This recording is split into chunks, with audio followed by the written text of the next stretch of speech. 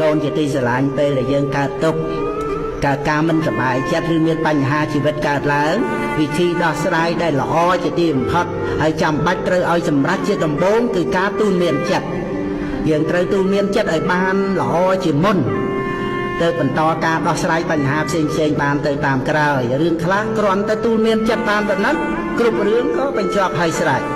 បើយើងមិនទូន្មានចិត្តជាមុនទេរួចហើយមកដោះស្រាយបញ្ហាវាអាចធ្វើឲ្យរត់ទៅលំបាក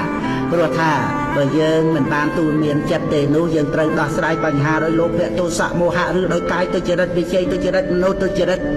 ជាពិតប្រាកដណាស់វិធីទូន្មានចិត្តគឺក៏បីតាំងសតិឲ្យបានល្អរំសាយនៅភាពមូមមក្នុងចិត្តពិចារណាទៅតាមការពិតឲ្យបានល្អិតល្អន់ពិនិត្យផ្សារចុះផ្សារឡើងរឿងដែលកើតឡើងមើលឲ្យឃើញជាការពិតថារឿងឬបញ្ហាដែលកើតឡើងនោះវាកើតឡើងដល់យើងតែម្នាក់ឯងឬក៏ដល់អ្នកដទៃផងដែរគិតមើលឃើញអ្នកដទៃខ្លះក៏គេមានបញ្ហាធំដុំខ្លាំង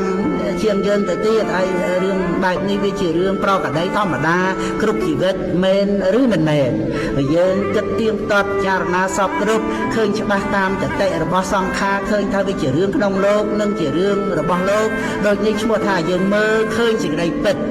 មានហេតុផលបរមត្ថត្រឹមត្រូវលុះដល់យើងបានជួបសេចក្តីពិតដោយខ្លួនឯងហើយក៏នឹងចូលដល់ការទូន្មានចិត្តបានហើយលទ្ធផលរឿងធំក៏คล้ายទៅជារឿងតូចចំណែករឿងតូចក៏คล้ายទៅជាអត់មានរឿងអីហើយយើងក៏បានសប្បាយចិត្តព្រោះអាចដោះស្រាយបញ្ហាបានដោយគំនិតនិងសតិបញ្ញារបស់ខ្លួន